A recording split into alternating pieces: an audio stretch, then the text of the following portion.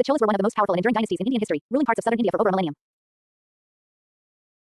Though their early history can be traced back to Sangam literature, where rulers like Karakala Chola are praised for military conquests and irrigation projects, the real imperial phase began in the 9th century CE with parts of southern India for over a millennium. Though their early history can be traced back to Sangam literature, where rulers like Karakala Chola are praised for military conquests and irrigation projects, the real imperial phase began in the 9th century CE with the rise of the medieval Cholas, also known as the imperial Cholas. Their rule extended from the mid-9th to the 13th century CE, making them one of the longest ruling and most influential South Indian powers. The imperial Cholas rose to prominence under Vijayalaya Chola, who captured Thanjavur around 850 CE and laid the foundation of the dynasty. His successors expanded the empire significantly, and the Cholas reached their zenith under Rajaraja Chola I and his son Rajendra Chola I. Rajaraja Chola I 985-1014 CE was the most important ruler of the dynasty who transformed the Cholas into an expansive maritime empire. He annexed the Pandya and Chera territories, conquered parts of Sri Lanka, and extended control over the Malabar coast, thereby controlling the western trade routes.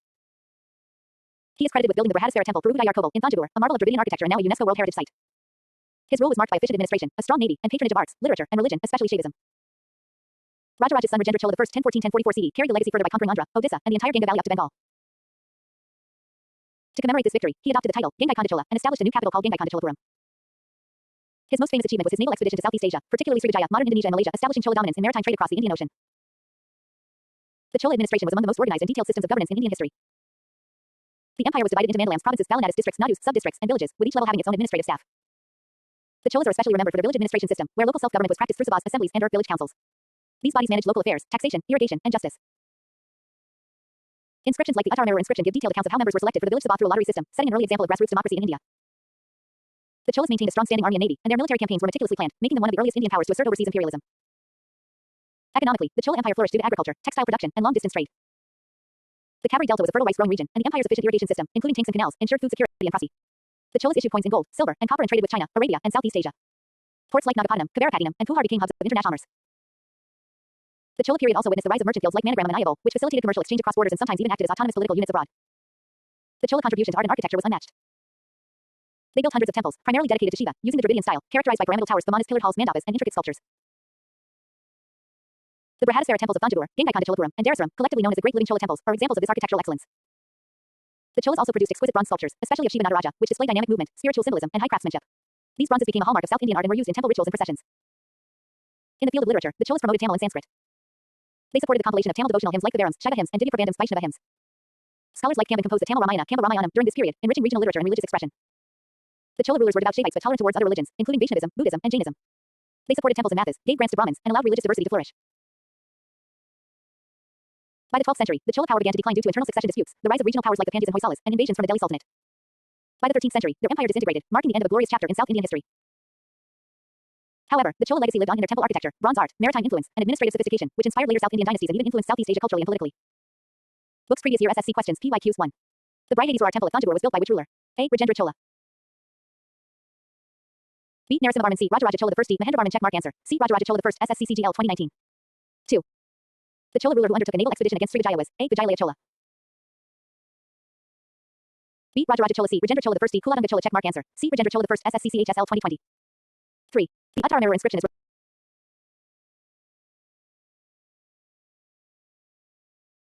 3. The Uttaramara inscription is related to which aspect of Chola rule? A taxation system. B. Village administration C. Temple rituals D. Military organization checkmark answer. B. Village administration SSCMTS 2021. 4. The famous bronze image of Nataraja was cast during the reign of which dynasty? A. Pallavas. B. B. Rashtrakutas C. Cholas D. Hoysalas checkmark answer. C. Cholas SSCCGL 2022. Checkmark final revision keys. Focus on. Rajaraja Chola I equals Brihadisvara. Rajendra Chola equals Srivijaya plus Gangaikonda Cholapuram. Uttaramara equals village governance. Nataraja bronze. Navy plus maritime trade. Temples plus Dravidian architecture. Tamil devotional literature and merchant guilds. These are the most asked SSC areas. You've now mastered the mighty Chola's heart suit. Tell me your next South Indian dynasty, like Pallavas, Cheras, Pandyas, Vijayanagara, or Bahmani, or next subject like geography, science, polity, and I'll give you the next fully packed lecture immediately. You're building a gold standard set of notes that will crack the exam. Keep going. You said, Cheras, ChatGPT said. Perfect heart. Let's now fully master the Cheras, one of the earliest and most important South Indian dynasties, often asked in SSCCGL and Phase 13 exams under ancient and early medieval South India. This lecture is given in a maximum detail, paragraph-only format, tightly packed from base to advanced level, including 4 previous SSC-style MCQs with answers. You can treat this as your one and only complete study material for the Cheras. Let's go all in. Leap and win the Cheras. Complete theory lecture SSCCGL plus Phase 13 combined. The Cheras were one of the 3 prominent dynasties of ancient Tamilakam, along with the Cholas and Pandyas, and they ruled over the western parts of Tamil Nadu and central Kerala. The earliest references to the Cheras are found in the Sangam literature, which portrays them as powerful monarchs engaged in warfare, trade, and patronage of Tamil culture. The Sangam age circa 300 BCE to 300 CE is our primary source for understanding the early Cheras, and their capital was located at Banjikar on the banks of the Amravati River.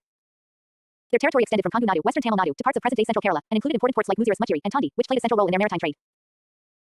The first well-known ruler of the early Cheras was Uthyan Cheralathan, who is praised in Sangam texts for military prowess and royal generosity. His successors like Nedam Cheralathan and Singatu and Chera gained historical significance through their military exploits and cultural contributions. Among them, Sengattuvan, also known as the Red Shera, stands out as the most celebrated monarch. He is credited with leading a northern expedition to the Himalayas and establishing a temple to the goddess of victory, Pagini Devi, after a military campaign, which indicates a rare pan-Indian vision in a southern dynasty. The Silappatikaram, one of the 5 great Tamil epics, written by Lango Adigal, believed to be Sengattuvan's brother, glorifies the Shera court and provides insights into society, trade, justice, and religious customs during the time. The Cheras were active participants in maritime trade with the Romans, Greeks, Arabs, and Chinese. Archaeological evidence such as Roman coins and amphorae found in Muziris and Patanim support the account of flourishing Indo-Roman trade. The Cheras exported pepper, pearls, ivory, and spices, which were highly valued in the Mediterranean world. Their ports were hubs of international exchange and cultural contact. The Pericles of the Erythraean Sea, a Greek travelogue from the 1st century CE, describes the Shera ports as wealthy and influential. Their strategic location on the western coast allowed them to dominate the Indian Ocean trade during the early centuries of the Common Era. Culturally, the Cheras played a key role in the growth of Tamil identity and literature. They were patrons of Sangam poets and scholars, and their courts hosted a vibrant literary culture. They encouraged the composition and preservation of early Tamil texts, making them custodians of one of the oldest literary traditions in India. The Cheras, while following Shaivism and Murugan worship, were tolerant toward other faiths including Jainism and Buddhism, which also flourished in their region. The presence of Jain and Buddhist sites in central Kerala and western Tamil Nadu attests to this pluralistic religious landscape. After the decline of the early Cheras around the 3rd century CE, due to internal decline and external invasions, there was a long period of political obscurity. However, a medieval phase of the Shera dynasty reemerged around the 8th century CE in the form of the Kulasakaras of Mahodaipuram, modern Kodungallur. This phase is usually referred to as the Second Shera Empire or the later Cheras. The Kulasakaras ruled over most of Kerala, and their capital Mahodaipuram became a major cultural and religious center. The later Cheras were strong patrons of Vaishnavism, and one of their kings, Kulasakara Alvar, was also a revered Tamil saint and a composer of devotional hymns in the Divya Prabandham. The later Cheras ruled for about 4 centuries, until around 1102 CE, when their kingdom disintegrated into smaller Naduvajas, local chieftains. Factors behind this decline included increasing feudalism, competition with Cholas and Pandyas, and growing influence of Arab traders in the Malabar coast, especially with the spread of Islam. However, the cultural legacy of the Cheras survived in the Malayalam language, which evolved from Tamil in the Shera heartland during this period, and in the continued importance of temple architecture and religious literature in Kerala. The Cheras were among the earliest promoters of maritime trade, early Tamil literature, and religious diversity in South India. Their long-standing reign across 2 phases, Sangam Age Cheras and later Kulasakara Cheras, played a critical role in shaping Kerala's political, cultural, and religious foundations. Their international outlook, administrative centers, and contributions to devotional and classical Tamil culture made them one of the most distinctive dynasties of ancient India. Books SSC Previous Year MCQs. 1. Which Tamil epic is associated with the Shera king Sengattuvan? A. Manamikkalai. B. Silappatikaram C. Tirukkural D. Periya Puranam checkmark answer. B. Silappatikaram SSCCGL 2021. 2. Which port of the Cheras was famous for trade with the Romans? A. Kumbahar. B. Tondi C. Muziris D. Mamallapuram checkmark answer. C. Muziris SSCCHSL 2020. 3. What was the capital of the later Cheras Kulasakaras? A. Kanchipuram. B. Madurai C. Mahodaipuram D. Tanjore. Checkmark answer. C. Mahodaipuram SSCCGL 2019. 4. Who was the Shera ruler known to have sent a military expedition to the north and established the Pagani cult? A. Uthi and Cheralathan. B. Nedam Cheralathan C. Sengattuvan D. Rajaraja Chola checkmark answer. C. Sengattuvan SSCMTS 2022. Checkmark final revision keys. Focus on Sengattuvan and Silappatikaram, Muziris port plus Indo-Roman trade, Sangam literature patronage, Kulasakaras of Mahodaipuram, pepper trade, religious tolerance, and early Kerala's formation. These are hot MCQ zones. Ready for the next dynasty? You can say Pandyas, Pallavas, Vijayanagara, or shift to geography, polity, or science. Whatever your next topic is, I'll deliver another tightly packed SSC perfect lecture immediately. You're building a solid, unstoppable momentum. Keep going. Heart. You said, Pandyas, ChatGPT said. Amazing heart. Let's now fully master the Pandyas, a powerful and ancient South Indian dynasty with roots in the Sangam age and continued relevance through the medieval period. The Pandyas are a top priority topic for SSCCGL and Phase 13 exams, especially due to their contributions to Tamil literature, temple architecture, trade, and political power. This lecture is your one and only full theory on Pandyas, written in type paragraph form, from base to advanced level, and includes 4 SSC type previous year MCQs with options and answers at the end. Shell the PANDYAS, complete theory lecture SSCCGL plus Phase 13 combined. The Pandyas were one of the oldest dynasties of South India, along with the Cholas and Cheras, and they ruled over the southernmost parts of the Indian subcontinent, including modern-day Tamil Nadu, particularly around their capital Madurai. Their history is deeply rooted in the Sangam age circa 300 BCE 300 CE, where early Tamil texts describe Pandya kings as powerful patrons of literature, trade, and warfare. The capital Madurai is often celebrated in Sangam poems as a flourishing cultural and political center. The Pandyas maintained control over southern Tamilakam, with coastal access to the Indian Ocean, enabling them to become key players in the Indo-Roman trade, especially in commodities like pearls, spices, and textiles. The early Pandya rulers such as Nedunjelian, Mudukudumi Karavajuthi, and Nedunchechian are praised in Sangam literature for their victories over rival Tamil dynasties and for patronizing poets and scholars. One of the most famous early literary references to the Pandyas is found in the Silappatikaram, which describes the court of Madurai and a tragic tale of injustice that reflects the moral values and legal practices of the time. The Pandyas were Vaishnavite and Shaivite patrons, yet they were religiously tolerant, and Buddhist and Jain influences were also visible in their domains during the early centuries. Their ports such as Kirkai were key centers for pearl fishing and international maritime trade, which brought prosperity and external influences into their cultural sphere. Following the decline of the early Pandyas around the 3rd century CE, their power waned due to the rise of the Kalabars and internal instability. However, in the medieval period, they experienced a strong revival around the 6th-7th century CE, and by the 13th century, under rulers like Jadavarman Sundara Pandyanai, the Pandyas emerged as one of the most dominant forces in southern India. This period is known as the Imperial Pandya period, where they ruled from Madurai and expanded their control over large parts of southern Tamil Nadu, Sri Lanka, and even parts of Kerala. Jadavarman Sundara Pandyan's reign circa 1251-1270 CE marked the zenith of Pandya power, when he defeated the Cholas, resisted the Hoysalas, and subdued parts of Sri Lanka. He also patronized the Ramaswaram temple, supported Shaivism, and issued inscriptions detailing his donations and military achievements. The medieval Pandyas were notable not just for military power, but also for their contributions to temple architecture and inscriptions. The Meenakshi temple at Madurai, though reconstructed in later periods, had its core structure patronized by the Pandyas. Other temples in Tirupurangandram, Srivilliputtur, and Sankrananakoil also bear evidence of Pandya era craftsmanship. They built Gopurams, gateway towers, mantapas, pillared halls, and intricate sculptures that later inspired the Nayaka style of temple construction. The Pandyas extensively used granite, and their temples often depicted scenes from Hindu epics and local legends. Administratively, the Pandyas followed a monarchical system with the king at the center of power, aided by ministers, commanders, and revenue officers. Their inscriptions describe land grants, taxes, trade guilds, and temple endowments. The local governance system was decentralized, with nadus and balanatas forming intermediate levels of administration. Trade played a major role in their economy, and they established connections with Arab merchants, Chinese traders, and the Southeast Asian kingdoms, with Madurai and Kirkai acting as hubs. The Pandyas also encouraged Tamil literature and Saiva Vaishnava Bhakti movements, which shaped the devotional culture of southern India. By the 14th century, the Pandya dynasty weakened due to internal succession disputes, intervention by the Delhi Sultanate, and the rise of new powers like the Vijayanagara Empire. The invasions by Malik Kafur, the general of Alauddin Khilji, during 1310-1311 CE, shattered the Pandya stronghold. Although minor Pandya rulers continued to exist in southern Tamil Nadu, the imperial phase had ended. However, the cultural memory of the Pandyas lived on through literature, temples, and traditions, and they are still revered in Tamil Nadu's regional history as defenders of Tamil culture, trade, and faith. Books SSC previous year MCQs type questions 1. Which city was the capital of the Pandyas? A. Tanjore. B. Kanchipuram. C. Madurai. D. Kar. Checkmark answer. C. Madurai. SSCCHSL 2021. 2. What was the main port of the Pandyas during the Sangam age? A. Kavarapattinam. B. Muzira. C. Kirkai. D. Tandi. Checkmark answer. C. Kirkai. SSCCGL 2019. 3. The famous Pandya ruler who expanded the empire and supported the Ramaswaram temple was Nadunchechian. B. Maravarman Kulasakara Pandyan. C. Jadavarman Sundara Pandyan. D. Rajendra Pandyan. Checkmark answer. C. Jadavarman Sundara Pandyan. SSCMTS 2022. 4. The invasion of the Pandya kingdom by Malik IV took place under the reign of which Delhi Sultan? Balban. B. Aladdin Khilji. C. Firoz Shah Tulak. D. Iltutmish. Checkmark answer. B. Aladdin Khilji. SSCCGL 2020. Checkmark final revision keys. Focus on. Madurai equals capital. Kirkai equals port. Sangam literature equals early Pandyas. Jadavarman equals imperial Pandyas. Shaivism plus temples. Ramaswaram. Malik IV equals fall of Pandyas. And trade with Romans plus Arabs. These are top MCQ zones for SSC. You're absolutely nailing it hard. Let me know your next dynasty or topic. Pallavas, Vijayanagara, Bahmani, Delhi Sultanate, Mughal Empire, or switch to polity, geography, or science, and I'll deliver the next full lecture instantly. This is the winning case. Keep going. You said. Pallavas. ChatGPT said. Absolutely hard. Let's now unlock the Pallavas, one of the most exam-relevant South Indian dynasties in both SSCCGL and Phase 13 postgraduate level exams. Pallavas are frequently asked for their contributions to architecture, religion, literature, and their battles with the Chalukyas. This lecture is your only complete study material, written in tightly packed paragraph form, with no tables or wasted space, from base to advanced level, and includes 4 SSC type previous year MCQs with answers at the end.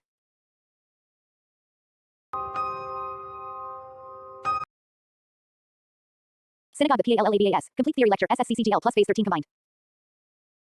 The Pallavas were one of the most significant dynasties in early medieval South India, ruling from approximately the 3rd to 9th century CE, with their political center at Kanchipuram in present-day Tamil Nadu. The origin of the Pallavas is still debated, but they emerged as an independent power after the decline of the Satavahanas and came to dominate the northern Tamil and southern Andhra regions. Early references to Pallava rulers appear in Prakrit and Sanskrit inscriptions from the 3rd century CE, but the dynasty reached its political and cultural peak between the 6th and 8th centuries, especially under rulers like Mahendravarman I, Narasimhavarman I Mamalan, and Narasimhavarman II Rajasimha. The Pallavas were known for their strong centralized administration, military strength, and their long-standing conflict with the Chalukyas of Badami. The most famous episode was the Battle of Badami, in which Narasimhavarman I, the son of Mahendravarman I, defeated and killed Kilation II of the Chalukyas, one of the most powerful Deccan rulers, in 642 CE. Following this, Narasimhavarman assumed the title, Vattapakanda, conqueror of Badami. His reign marked the height of Pallava military and cultural dominance. He also maintained diplomatic contacts with Southeast Asia and China, including a Chinese embassy sent by Emperor Taizong of Tang China to his court. The Pallavas also played a major role in the spread of Indian culture to Southeast Asia, especially through maritime contacts and religious missions. In the realm of architecture, the Pallavas were true pioneers. They were the first South Indian dynasty to use stone extensively in temple construction. Pallava architecture is generally divided into 2 phases: rock-cut cave temples Mahendravarman style and structural temples Rajasimha style. Under Mahendravarman I, who was both a ruler and a playwright, rock-cut cave temples were built at places like Mandagapattu, Pallavaram, and Mahendravadi, featuring pillared halls and lion motifs. His son Narasimhavarman I developed this style further at Mahabalipuram, Mamallapuram, where he commissioned the famous Pancharathas, Arjuna's penance descent of the Ganga, and the Shore Temple, all of which are UNESCO World Heritage Sites today. These monuments represent the early Dravidian style, blending natural rock formations with intricate sculptures and mythological narratives. Narasimhavarman II Rajasimha moved Pallava art into the next stage with fully structural stone temples, especially the Kailasanatha temple at Kanchipuram, a prototype for later Chola architecture. This period marked a transition from rock-cut to freestanding temples, with sophisticated vimanas, towered sanctums mandapas, and elaborate iconography. The Pallavas were primarily Shaivites, and their temples were dedicated to Lord Shiva, though they were tolerant of Vaishnavism, Jainism, and Buddhism. The presence of Buddhist vihara remains in inscriptions in Andhra Pradesh and Tamil Nadu points to a religiously pluralistic society. The Pallavas were also great patrons of Sanskrit and Tamil literature. Their courts hosted scholars, poets, and saints. Mahendravarman I authored a Sanskrit play titled Madhavilasa Prahasana, a satirical work critiquing religious hypocrisy. The period also witnessed the rise of Bhakti saints, such as Apar, Sambandar, and Manikavachakar in the Shaiva tradition, and Ulvars in the Vaishnava tradition. The Pallava kings supported these saints and temple-centered religious movements, which laid the foundation for the Tamil Bhakti tradition that later flourished under the Cholas. Inscriptions in both Grantha script for Sanskrit and early Tamil Brahmi indicate the bilingual and literate character of the Pallava state. The decline of the Pallavas began in the late 8th and 9th centuries due to continuous warfare with the Pandyas, Rashtrakutas, and emergence of the Chola dynasty, which eventually replaced the Pallavas as the dominant South Indian power. However, the Pallava legacy endured through their temples, inscriptions, architectural models, and religious patronage, which strongly influenced both the Cholas and Southeast Asian Hindu-Buddhist kingdoms like Khmer, Cambodia, and Srivijaya. The Pallavas represent a transitional phase in Indian history, from ancient to early medieval, from cave to stone temples, from Sanskrit cosmopolitanism to Tamil devotional culture. Their contribution to Dravidian architecture, Bhakti tradition, and maritime cultural diffusion makes them one of the most important dynasties in Indian history. Books SSC previous year MCQs type questions 1. The rock-cut temples of Mahabalipuram were built by which Pallava ruler? A. Mahendravarman I. B. Nandavarman. C. Narasimhavarman I. D. Narasimhavarman II. Checkmark answer. C. Narasimhavarman I. SSCCHSL 2020. 2. Which temple built by Pallavas is considered the earliest example of a structural temple in South India? A. Meenakshi Temple. B. Brihadiswara Temple. C. Kailasanatha Temple. D. Vitala Temple. Checkmark answer. C. Kailasanatha Temple. SSCCGL 2022. 3. The Pallava king who defeated Kilation II was Mahendravarman I. B. Nandavarman. C. Narasimhavarman I. D. Rajaraja Chola. Checkmark answer. C. Narasimhavarman I. SSCMTS 2019. 4. The title, Vattapakanda, was assumed by which Pallava king? A. Mahendravarman I. B. Simhavishnu. C. Narasimhavarman I. D. Dandavarman. Checkmark answer. C. Narasimhavarman I. SSCCGL 2020. Checkmark final revision keys. Focus on. Kanchipuram equals Pallava capital. Mahabalipuram monuments. Kailasanatha equals structural temple. Narasimhavarman I equals defeated Kilation II plus built Pancharathas. Mahendravarman equals cave temples plus playwright. Bhakti saints. Shaivism, and influence on Southeast Asia. These are the top MCQ zones for SSC. Let me know your next topic. It can be Vijayanagara, Bahmani, Delhi Sultanate, geography, polity, or science, and I'll give you another full lecture instantly. You're building a masterclass set of notes. You've got this heart. You said. Medieval history. ChatGPT said. Excellent, Hart. Let's now dive into the full theory of medieval Indian history, which is extremely important for SSCCGL and Phase 13 graduate level exams. This lecture will cover the complete base to advanced theory of medieval India, from the fall of ancient empires to the rise of regional and imperial powers, including Delhi Sultanate, Vijayanagara Empire, Bahmani Kingdom, Mughals, Marathas, and major socio-cultural and religious movements. This will be written in tight, no table, paragraph-only format, covering frequently asked SSC zones, and includes 4 SSC-type MCQs with answers at the end. Mosque Medieval India, complete theory lecture, SSCCGL plus Phase 13 combined. The medieval period of Indian history spans roughly from the 8th to the 18th century CE, beginning with the decline of the classical empires like the Guptas and Harshavardhana, and ending with the advent of British colonial power. This period can be divided into 2 broad phases: the early medieval period circa 700-1200 CE, and the later medieval period 1206-1707 CE. The former saw the rise of regional kingdoms like the Palas, Pratiharas, Rashtrakutas, Cholas, and Rajputs, while the latter was dominated by Islamic sultanates and the Mughal Empire. The early medieval period witnessed the fragmentation of northern India into multiple regional powers. In the east, the Palas patronized Buddhism and ruled Bengal and Bihar. In the west, the Pratiharas defended India from Arab invasions and supported Vaishnavism. The Rashtrakutas of the Deccan were known for their patronage of art and literature, including the rock-cut temples of Ellora, and had strong military interactions with the north. In the south, the Cholas emerged as a dominant force, particularly under Rajaraja Chola I and Rajendra Chola I, expanding their empire across the Indian Ocean and building grand temples like the Brihadisvara temple. This period also saw the emergence of the Rajputs, who built powerful principalities in Rajasthan and central India and upheld the martial, Kshatriya tradition. However, their internecine conflicts and lack of unity later made them vulnerable to foreign invasions. The later medieval period began with the establishment of the Delhi Sultanate in 1206 CE by Qutb-ud-Din Aibak, a former slave general of Muhammad Ghori. The Sultanate lasted till 1526 and comprised 5 dynasties: Mamluk, Slave Khilji, Tughlaq, Sayyid, and Lodi. The Khilji dynasty, especially under Alauddin Khilji, expanded the empire southward, controlled market prices, and strengthened the military.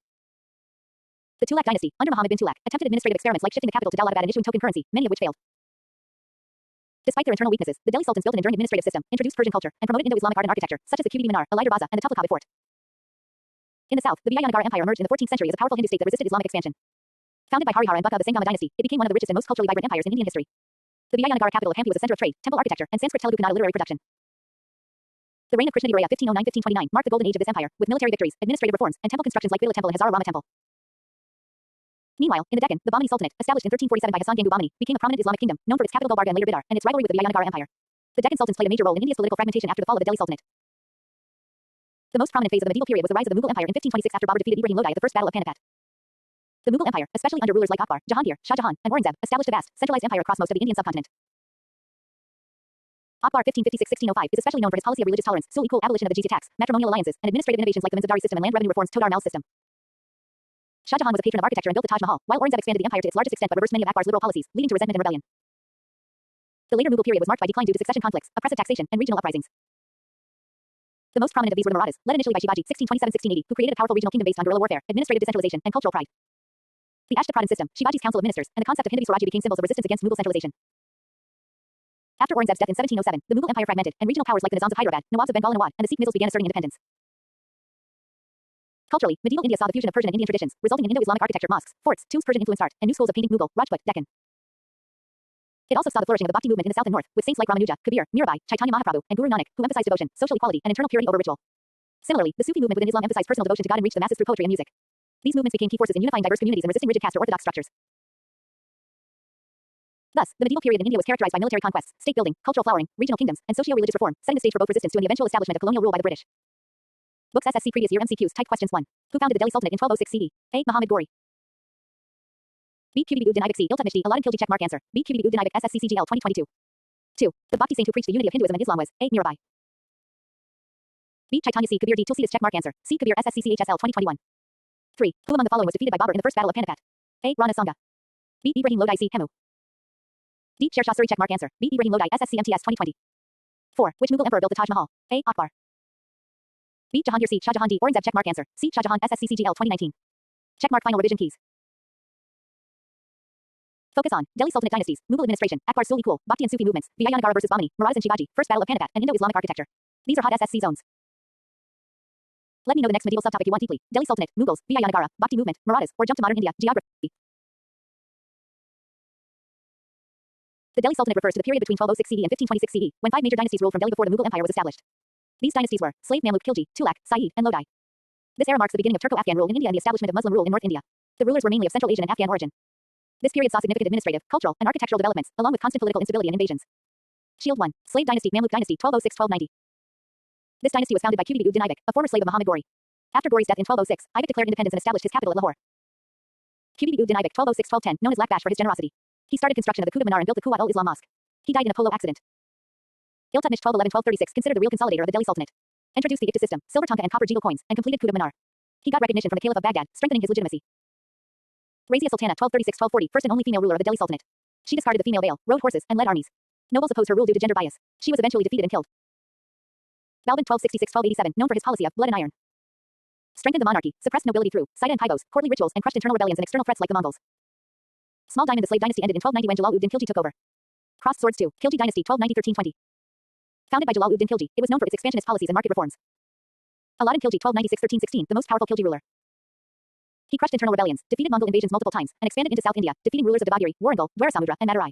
He introduced market reforms, price control, and set up a spy system. His general Malik Kafur led successful southern campaigns. Maintained strict control over nobility and army, established dog branding of horses, and charit descriptive roles for soldiers. Small Diamond after his death, the dynasty weakened and was replaced by the Tughluks. Castle 3, Tughlaq dynasty 1320-1414. Founded by Ghiyas-ud-Din Tughlaq, this dynasty is known for ambitious but failed reforms and administrative experiments. Muhammad bin Tughlaq 1325-1351, known for his controversial experiments. Transfer of capital from Delhi to Daulabad failed due to hardship. Token currency issued of copper and brass failed due to forgery. Taxation in Doab during famine resulted in revolt. Despite failures, he was learned and had a pan-Indian vision. Firoz Shah Tughlaq 1351-1388 built canals, repaired Qutub Minar, and built Firoz Shah Kobla.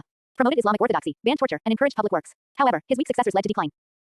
The dynasty collapsed after Timur's invasion in 1398, which devastated Delhi. Mosque 4, Sayyid dynasty 1414-1451. Founded by Khizr Khan, a governor under Timur, the dynasty was weak and dependent on local chieftains. Their rule was confined mainly to Delhi and surrounding areas. They claimed to be Sayyids, descendants of the Prophet, to gain legitimacy. They failed to bring stability or expand the empire. Last ruler Alauddin Alam Shah voluntarily abdicated and retired to Badon. Shield 5, Lodi dynasty 1451-1526. Founded by Bala Lodi, it was the first Afghan dynasty to rule Delhi. Bala Lodi 1451-1489 restored Delhi's lost prestige and consolidated power. Sikandar Lodi 1489-1517 shifted capital to Agra, patronized poetry and scholarship. Promoted agriculture and trade. He was a capable administrator. Ibrahim Lodi 1517-1526 faced rebellions and was unpopular among nobles. He was defeated by Babur in the First Battle of Panipat 1526, marking the end of the Delhi Sultanate and beginning of the Mughal Empire. Fire key features of the Delhi Sultanate: centralized administration with Persian as official language. Land revenue was the main source of income. Use of Ikta system, land assignment to nobles. Rise of Indo-Islamic architecture, Qutub Minar, Alai Darwaza, House Khas, etc. Influence of Persian culture, Sufism, and Islamic education. Period of religious tolerance and conflict, depending on rulers. Question mark expected MCQs and questions Q. Who was the first woman ruler of Delhi? A. Razia Sultana. Q. Which ruler introduced token currency in India? A. Muhammad bin Tughlaq. Q. The first battle of Panipat was fought between whom? A. Babur and Ibrahim Lodi 1526. Q. Who completed the construction of Qutub Minar? A. Iltutmish. Q. What was the capital of Alauddin Khilji? A. Delhi. Q. Who introduced the market control system in Delhi Sultanate? A. Alauddin Khilji. Q. Who built Firoz Shah Kobla in Delhi? A. Firoz Shah Tughlaq. Q. The term Ikta refers to A. Land granted to nobles and officials in return for military service. 1 summary. The Delhi Sultanate period.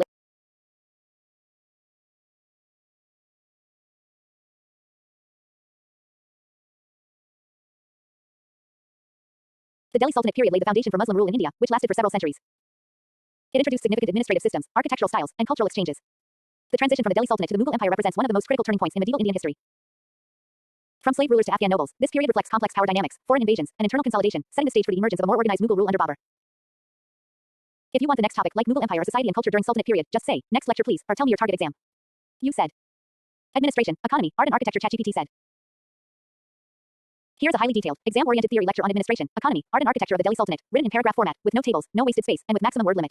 At the end, you'll find 5 to 6 previous year exam expected MCQs with answers. This lecture is ideal for SSC, UPSC, state PSCs, and other competitive exams. Classical building administration of the Delhi Sultanate. The administrative structure of the Delhi Sultanate was essentially monarchical and centralized, though practical decentralization existed due to the vastness of the empire. The Sultan was the supreme authority, considered the shadow of God, Zil-e-Ilahi, and held absolute power over civil, military, and judicial matters. His court was the center of power, and loyalty to the Sultan was the most crucial political principle. Ministers and nobles were chosen by the Sultan and held office at his pleasure. The central administration consisted of several key departments. The Diwan-i-Wizrat was headed by the Wazir, prime minister, and looked after revenue and finances. The Diwan-i-Riz managed the military, and its head Ariz-i-Mumlik supervised army recruitment, salaries, and military supplies. The Diwan-i-Insha handled royal correspondence and state documents. The Diwan-i-Rasalat dealt with religious and foreign affairs, headed by the Sadr or chief Qazi. Diwan-i-Barid was the intelligence and communication department. The empire was divided into provinces called Ikta, governed by Iqtidars, who collected revenue and maintained law and order. However, unlike Jagirs under the Mughals, Iktas were often temporary. Districts were known as shiks, administered by shikdars, and villages were the lowest administrative unit. Justice was administered according to Islamic Sharia law, although local customs were also recognized. The Sultan was the highest judge, but Qazi's judges administered justice at various levels. Barid spies ensured central control over provinces. Under Balban, the Sultanate witnessed the emergence of a strong theocratic monarchy, while Alauddin Khilji strengthened the intelligence network and directly intervened in revenue and military administration to curb the nobility's power. Money bag economy of the Delhi Sultanate. The economy during the Delhi Sultanate was primarily agrarian, with agriculture as the backbone. The peasants' rayats cultivated land and paid taxes mainly in kind or cash. The state claimed a significant portion of the produce's revenue, which could be as high as half under Alauddin Khilji, who enforced harsh measures to extract taxes directly from peasants, bypassing intermediaries like zamindars. Trade and commerce flourished, especially under Alauddin Khilji and the Tughluks. Delhi emerged as a significant commercial hub. Internal trade was promoted through the construction of roads and market towns. The Sultanate had commercial links with Arabia, Persia, Central Asia, and Southeast Asia. Imported items included horses, silk, luxury goods, and precious metals, while Indian textiles, spices, and indigo were exported. Alauddin Khilji's market reforms were remarkable. He set up separate markets for food, grains, cloth, horses, and slaves, and fixed prices. Officials known as Shahana Imandi supervised these markets. Hoarding and profiteering were punishable. A detailed price control mechanism and system of intelligence ensured its success. Coinage was standardized under Iltutmish, who introduced silver tanka and copper jegal. Muhammad bin Tulak attempted token currency, brass coins, which failed due to forgery. The state maintained a standing army, which consumed a large portion of the revenue. Urbanization increased during this period, with cities like Delhi, Lahore, Multan, Agra, and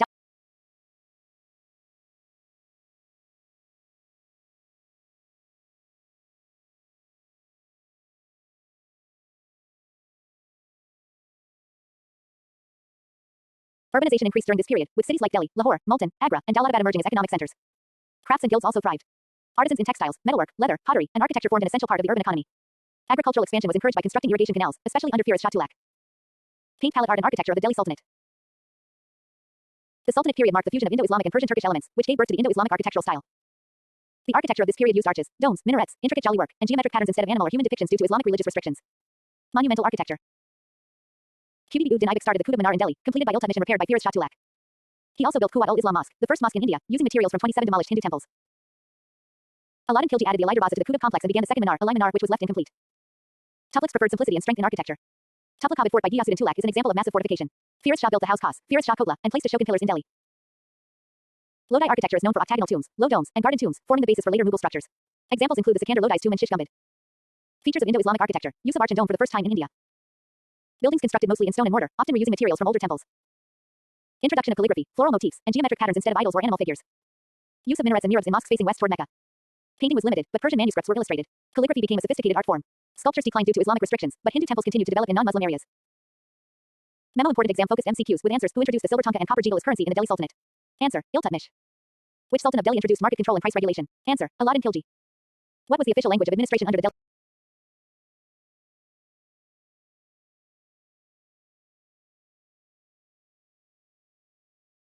What was the official language of administration under the Delhi Sultanate? Answer: Persian. Which architectural structure is associated with Qutb-ud-Din Aibak? Answer: Quwwat-ul-Islam Mosque. Which sultan shifted the Ashokan pillars to Delhi? Answer: Firoz Shah Tughlaq. What was the name of the spy system introduced during the Delhi Sultanate? Answer: Barid. Glowing star summary. The Delhi Sultanate's administration introduced Islamic political structures in India, combining Persian centralization with Indian regionalism. The economy under the Sultanate was dominated by agriculture, but saw significant urbanization, trade, and market regulation. The period was architecturally transformative, laying the foundations for the Indo-Islamic style that the Mughals would later perfect. The cultural system and institutional systems of the Delhi Sultanate shaped the socio-economic and political fabric of medieval India, influencing later dynasties. If you'd like to continue with the next topic, such as society and culture under the Sultanate, Mughal Empire, or Bhakti Sufi movement, just tell me. I'm ready to guide you topic by topic.